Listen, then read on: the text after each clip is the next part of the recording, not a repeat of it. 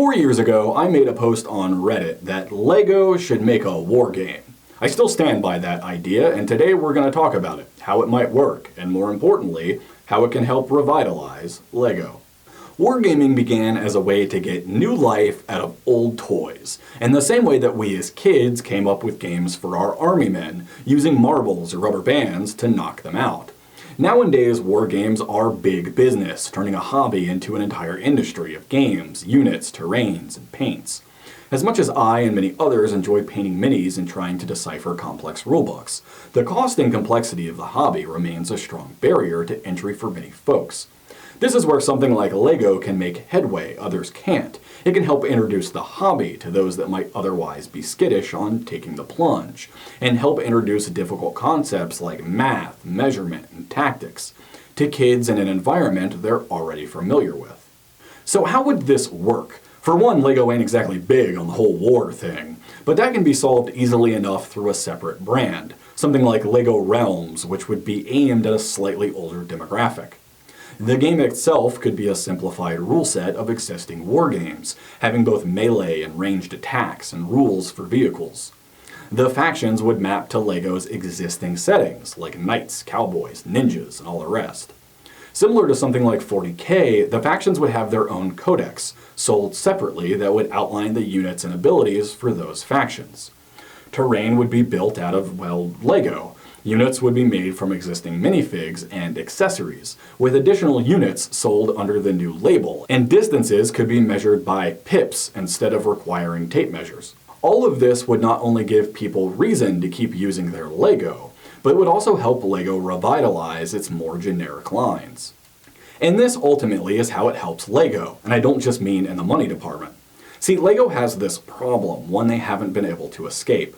Back in the 90s, LEGO had a wide variety of generic sets, from cowboys to space adventures, knights, pirates, and ninjas. In some ways, they had too many, each of these sets requiring different molds and pieces to produce, ultimately raising costs. Sales dwindled, and LEGO found itself in a precarious position. It was saved rather surprisingly by Star Wars, of all things. The original trilogy was re-released in theaters in the mid-90s and sparked a massive wave of Star Wars merchandising. LEGO licensed the property and started pushing out Star Wars sets that sold monstrously well, basically saving the company. Jump forward a couple of decades and you have a LEGO company that is increasingly dependent on these licensed properties, from Star Wars and Marvel to DC and Harry Potter. This is to be expected. After all, it's easier to convince a 6-year-old to pick up a Batman playset than a cowboy set. But with these licensed properties, not only came additional custom molded pieces, it comes with heavy licensing fees that need to be paid to other companies. Making a wargame centered around the generic product lines gives them an excuse to put them back on store shelves, and a reason for people to buy them. LEGO continues to search for ways to diversify, from premium sets focused on adults to their brilliant LEGO Ideas initiative.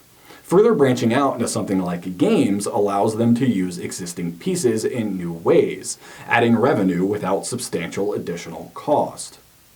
I'm not the first person to have this idea by far. There's something called Mobile Frame Zero, which uses LEGO pieces in place of models for existing wargames. Others have done similar for Dungeons & Dragons, using LEGO in place of minis and terrain. And there's Brick Wars, developed in 1995 by Mike Rayhawk, which is an entire game built around using LEGO. I think I still love this idea so many years after first thinking about it because it solves so many problems.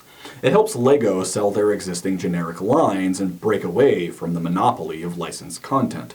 It helps broke wargamers play a game with items they may already have and are easy to work with, like building terrain from LEGO bricks instead of having to buy or build your own.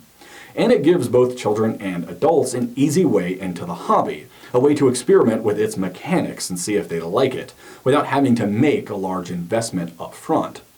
I don't know if LEGO will ever see this or if they'll be interested in such a thing. I hope they will someday, because it's a thing that should exist. I'm Michael Aguero.